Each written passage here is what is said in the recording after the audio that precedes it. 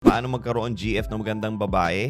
Magpayaman ka, promise, sila lalapit, proven and tested na yan. This is one of the comments that is actually half true, ano? Yes, it's true na kapag mayaman ka, babae na mismo yung lalapit sa'yo. Lalo na kung self-made person ka, yung typical from rags to riches na story. Totoo yan. Pero syempre, money can only go so far when it comes to dating. Kahit na super yaman mo, if you don't know how to handle attraction, hindi rin magtatagal sa'yo yung babae. Kasi let's say, super yaman mo nga, no? Di syempre, maraming mga babae nagiging interesado sa'yo. Tapos ikaw naman, you don't know how to handle attraction. So, ang ginagawa mo, masyado ko naghahabol sa kanya. You shower her with gifts. Ikaw nagbabayad ng bills niya. You're acting needy. Sa tingin nyo ba lalong ma-attract ang babae sa inyo niyan in the long run? If I am a betting man, I would say no. Hindi kayo magtatagal niyan. Yes, sa umpisa, you may get the girl at maging jowa mo siya. Pero if you're missing a key ingredient in your dating skills, yung longevity ng relationship nyo is next to nothing. And what is that key ingredient? It's masculinity. Kahit na sobrang yaman mo, pero you're acting soft,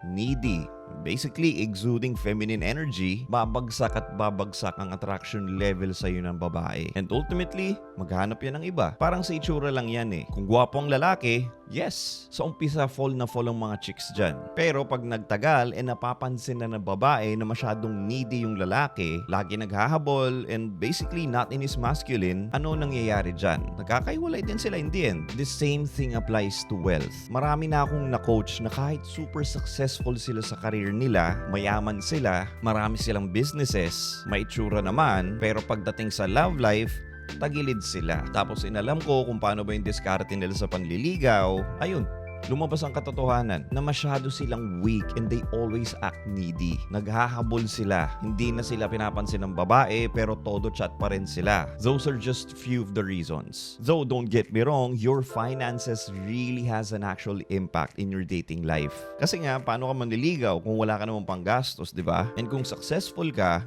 it tells a lot about your character. But if you lack masculinity, ang longevity ng relationship nyo ang magsasuffer. Well, I hope nakatulong ko sa inyo and follow for more. And if you guys want to get my help personally, the quickest way is for you to book a one-on-one phone coaching session with me. You can do that by clicking the link in my bio if you're on TikTok. Pero kung nasa YouTube ka naman, the link is in the description box below.